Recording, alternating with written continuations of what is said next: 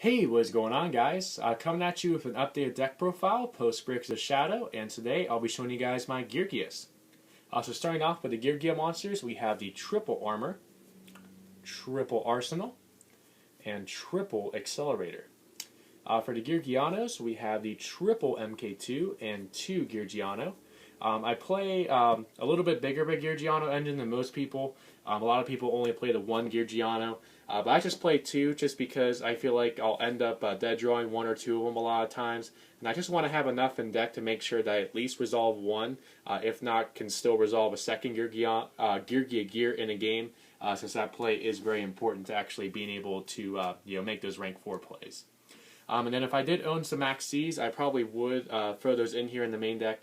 They're so good against Pepe, such a good draw card, just boosts consistency. But unfortunately, I did have to trade 2 Max C's to help get a Cyber Dragon Infinity, which you'll see in the extra deck. So that's why I do not have Max C's in here. So that's it for monsters. For spells, we do have the triple Upstart Goblin for consistency, for the same reason as we would have Max C in here. The triple Instant Fusion.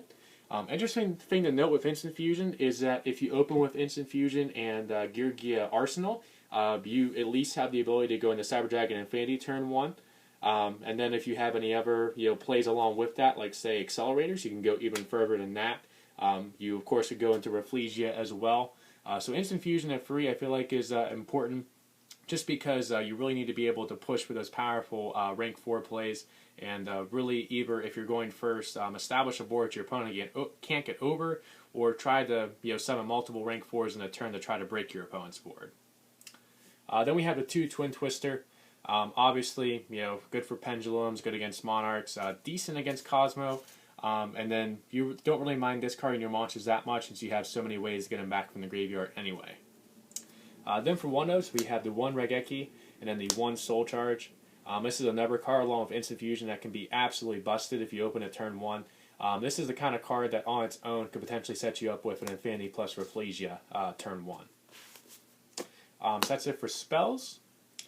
For traps, we have the triple Geargia gear since it is now at 3.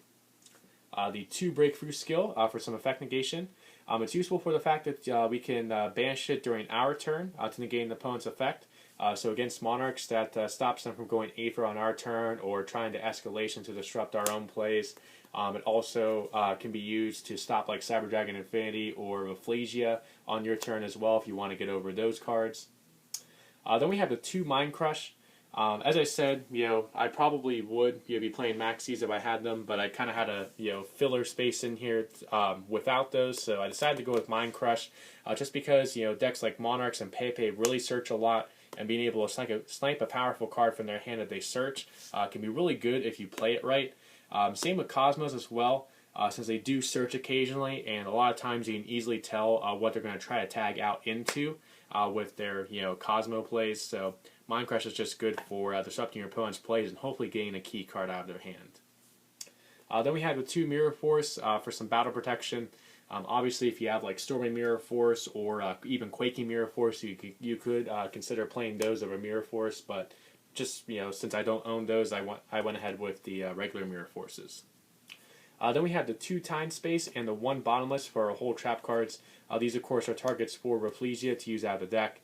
Time Space, of course, is good against Pepe, good against Cosmo. Bottomless is good against any Pendulum deck. Can be decent against Cosmo as well. Can also banish Monarch cards as well. Not necessarily negate their effects, but banishing them is still pretty good. Then we have a bit of a solemn duo here with the 1 Solemn Strike and the 1 Solemn Warning.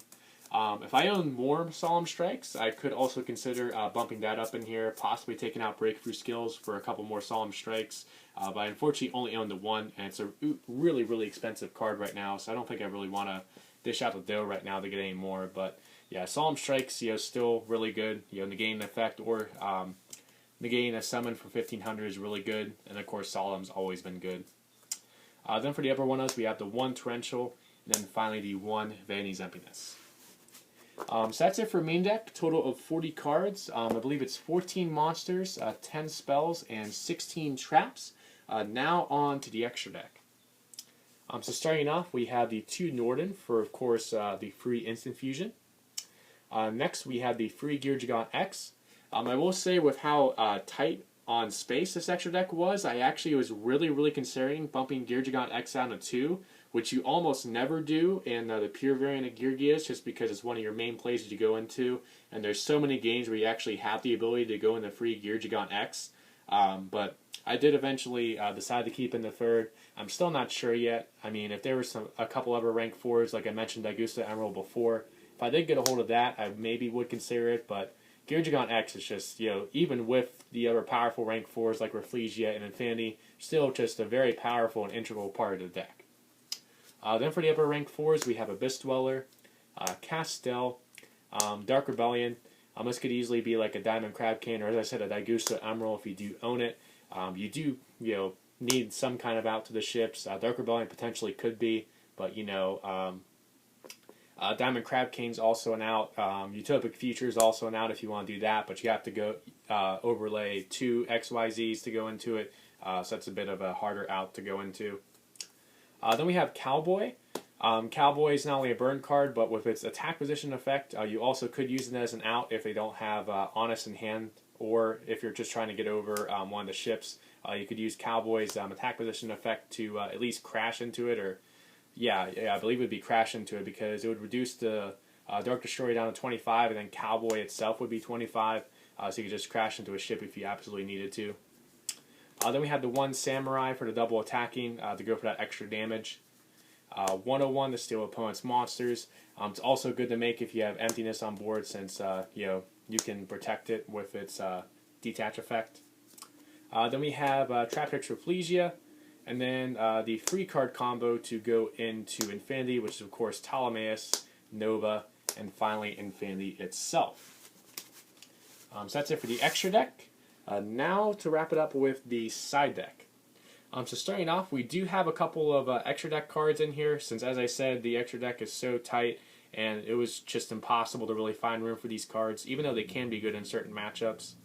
So starting off, we have Karen Gorgon, really good to protect some of the floodgates you'll see here in a second from the side, just from targeting effects. Obviously, it doesn't stop Twin Twister if they target 2, but it can stop a lot of other good one-of targeting effects as well. Then we have Saturninite Constellar Diamond, mostly here for Burning Abyss, if that matchup is still relevant. Then we have the 2 Magical Sprain, good side-in against Pepe, since they'll have the 2 Pendulums on board, and you don't really ever really control face-touch spells and traps unless you do have some of your side deck floodgates up. So it's just a good draw card to use against them to try to draw into some of your side deck cards.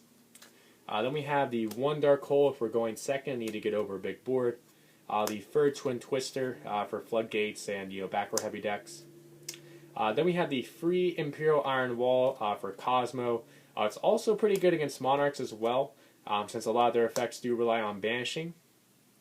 The Triple Rivalry of the Warlords, very good card against Pepe, very good card against Monarchs, just can really stop them in their tracks. And if you get this first against Cosmo, it can also be a pretty good card against them. Then we have the 2 Chaos Trap Hole, here to stop Denko, here to stop any other Light and Dark based decks. Monarchs have a lot of Light and Dark monsters, Pepe does, Cosmo does, so Chaos Trap Hole overall is pretty good. And finally, the 1 Soul Drain for any kind of graveyard reliant decks. Can shut down some of the Monarch effects, well, mostly the Vassal effects in the graveyard. Again, good against Burning Abyss. Can shut off the ship effects in the graveyard as well, so that's why Soul Drain's in here. So that is it for the updated deck profile for Geargia's post Breakers of Shadow. I do hope you guys enjoyed it.